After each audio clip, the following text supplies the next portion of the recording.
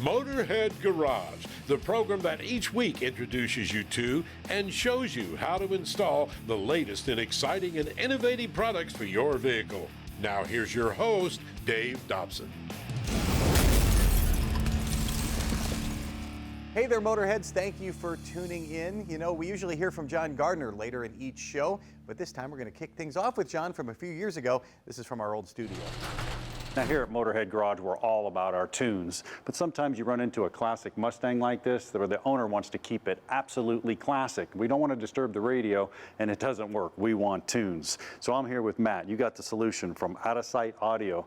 Matt, I got to play with it a little bit. It does exactly what it says, Out of Sight Audio. I'm not looking at it, yet this thing's playing killer music. I mean, it's an awesome product. How'd you come up with this idea? Well, after years of owning classic cars and doing restorations, and I was restoring a 49 Plymouth, and it had a tube radio in it that didn't work, obviously, and I wanted to have some music in the car, and I wanted to play it from my cell phone. So I thought about the fact that you can control this all with Bluetooth now, and there's really no reason to mess with the stock radio. It doesn't make sense to invest the money into it, and I want to keep that classic look. So what we decided to do is we wanted to fix three common problems. Is when the radio doesn't work, you can leave the factory radio, and it'll look great and work just as it does.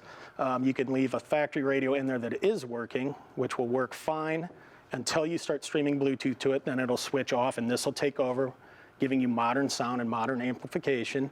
And you can also use it in radio delete cars or classic street rods, things like that, where you just don't want any radio exposed at all, going for that clean look. Yeah, I mean, I'm not going to see it at all. Right. You got three models on the table. I see Mark 1, Mark 2, and Mark 3. What's the difference between the models? Basically, the only difference is for 2 speakers, 4 speakers, and then 4 speakers with RCA outputs so that you can run a subwoofer, get a little more exotic, run some external amplification to make the system even louder, even better. Now, what about they hook up on 12 volts? Is that how they work? Are there other systems they work with? Yeah. These are all in one. They work from 6 to 24 volts, making them perfect for multiple applications.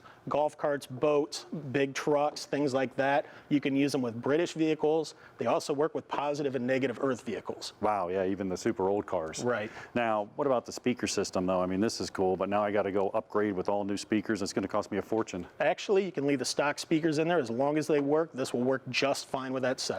Wow, how about FM? You said, you know, I can use the regular radio. Kind of weird, it just taps into it, but yet I still want to listen to FM once in a while. I mean, everybody in my family wants to Bluetooth. They're fighting over it for their phone and who's going to grab the Bluetooth, but right. I want some FM once in a while. Right, you can set up apps, things such as iHeartRadio. You can listen to local radio stations through that, stream it over Bluetooth directly to the device, and still listen to your favorite FM channels. Now, Matt, unlike my co-host Brian, he's super tech savvy. I'm not. I just figured out how to Bluetooth stuff. But are there any other ways that I can operate the system? Sure. You can use a tablet. You can use an MP3 player that's got Bluetooth outputs. Really anything that's got Bluetooth out that will play music will work with this system. And speaking of Bluetooth, I mean, I'll be in there and I'm trying to listen to FM or whatever. What's the range of this? I mean, can my kids walk around outside and tap to it? Yeah, well, the beauty of this is this has got about 15 foot of range. So It can be mounted under the dash, in the glove box, behind the radio, under the rear package tray, almost anywhere in the vehicle. So it's got a pretty good range on it. And that basically brings me to my next question. I mean, is it going to impact the value of my vehicle? I know a lot of these custom vehicles, when they go in there, they want to keep it original. I mean, it's not going to mess with it at all, is it? No. This is the least intrusive package available. It really only requires switched power, ground, and wiring to the speakers, so you can leave the wiring harness of the vehicle pretty much intact, which will keep its integrity. The simplest and least intrusive, all right? Yes. Cost effective? Is it cost effective? Sure, sure. The Mark 1 for 2 speakers starts at $250, and they go up from there. Obviously, in classic car part world, that's pretty cost effective. Now, one of the things I love, it's made in the USA, so that's awesome. But I'll tell you what, let's put the money where your mouth is, man. Let's see this thing work and let's listen to it. Sure, so connecting to the unit is as simple as go into your settings, go into Bluetooth,